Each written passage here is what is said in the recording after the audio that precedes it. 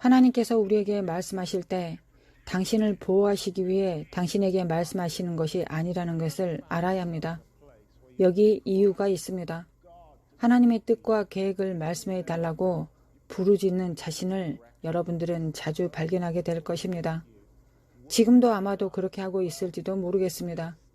하나님께서 말씀하신 것을 들었을 때 당신은 하나님께서 응답하셨다는 것만으로 충분히 좋을지도 모릅니다. 예언하는 사람들이 하나님의 말씀을 들었을 때는 조금 다를 수도 있습니다. 왜일까요? 왜냐하면 선지자들은 하나님께서 말씀하시는 모든 것이 임박했고 지금 당장 일어나야 한다고 믿기 때문입니다. 그래서 그들은 선언과 그 결과 사이에 기다림의 시간을 괴로워하고 좌절하기도 합니다. 신자에 대한 가장 아이러니한 부분 중 하나는 우리의 전쟁이 멈추도록 하나님께 부르짖는 동시에 하나님께 말씀해 달라고 간청한다는 것입니다. 전쟁은 멈추어야 하고 하나님의 말씀이 중단되고 침묵하시는 것은 싫다는 것입니다. 그러나 당신은 두 가지를 동시에 가질 수 없습니다. 전쟁이 멈추어지려면 하나님의 말씀은 중단되어야 하고 하나님의 말씀이 부어지면 전쟁은 시작됩니다. 당신은 욥이 왜 그런 일을 겪었는지 궁금해할지도 모릅니다. 더 중요한 것은 내가 욥과 같은 상황에 어떻게 직면하지 않을지일지도 모르겠습니다. 그것은 간단합니다. 하나님께서 욥에 대해 자랑하셨기 때문에 욥이 그 많은 일들을 겪었습니다. 하나님의 말씀의 결과는 전쟁이며 피할 수 없습니다. 마가복음 4장 17절, 마태복음 13장 21절은 우리에게 말해줍니다. 의심할 여지 없이 핍박이 일어납니다. 왜냐하면 하나님께서 말씀하셨기 때문입니다. 침례받으신 예수님을 생각해 보십시오. 아버지께서 이는 내 사랑하는 아들이요 내 기뻐하는 자라고 말씀하셨습니다. 그 후 즉시 하나님께서 예수님에 대한 예언의 말씀을 하신 그 직후 직접적인 결과로 시험이 시작되었습니다.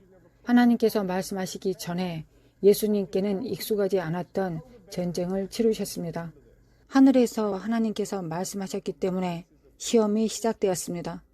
사탄은 심지어 시험에서 같은 텍스트를 인용하여 사용했습니다. 내가 만일 하나님의 아들이라면. 알다시피 폭풍이 우리에게 교훈을 가르치기 위해 오는 것이 아닙니다. 우리가 이미 교훈을 받았기 때문에 폭풍이 옵니다. 지금 당신에게 일어나고 있는 모든 것은 단순히 하나님께서 당신에게 말씀하셨기 때문입니다. 당신이 하나님, 저는 이것을 감당할 수 없습니다. 제가 감당할 수 있는 이상의 것을 주시지 않는다고 하셨습니다. 라고 말할 때 당신이 겪고 있는 일이 감당할 수 없는 것 같이 보일 때 이것을 기억하기 바랍니다.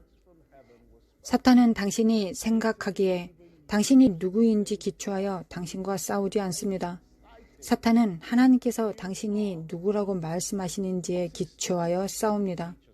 여성과 남성이 서로를 그들의 마음속으로 생각하듯이 그것들도 마찬가지입니다. 예언과 꿈과 환상에 나타나 있는 것 같이 하나님께서 당신에 대해 생각하시는 것과 일치해야 할 때입니다. 그러면 아마 당신이 겪고 있는 모든 것이 실제로 공정한 게임이라는 것을 깨닫게 될 것입니다. 결론적으로 하나님은 말씀을 신중하게 하십니다. 왜냐하면 당신이 전쟁을 끝내달라고 부르짖었기 때문입니다. 당신이 멈추고 싶다면 하나님은 말씀하시는 것을 멈추셔야 합니다. 하나님의 침묵은 당신이 결코 원하지 않았다고 말한 폭풍으로부터 당신을 보호하시는 그분의 방법입니다. 하나님의 침묵은 당신이 결코 원하지 않는 그 폭풍, 그 시험에 대하여 당신을 보호하시는 하나님의 방법입니다. 그래서 당신은 그분의 침묵을 원하십니까? 아니면 하나님의 음성을 원하십니까?